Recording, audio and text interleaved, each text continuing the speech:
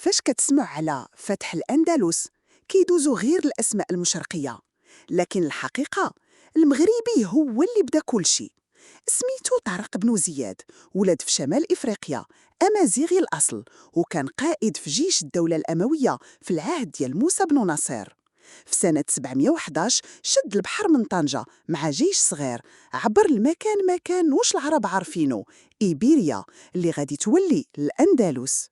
أول ما وصل داز من واحد الجبل كبير اليوم كيسميه العالم جبل طارق نسبة ليه. واجهوا الملك الأدريق ملك القوط في معركة مصيرية، وكان جيش طارق أقل عدد، لكن كان عنده حاجة ما كتشراش: العقيدة والشجاعة.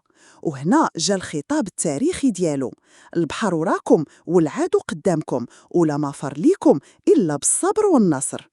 وفعلا طارق انتصر وفتح الأندلس، وفتح باب حضارة غادي تستمر 8 قرون.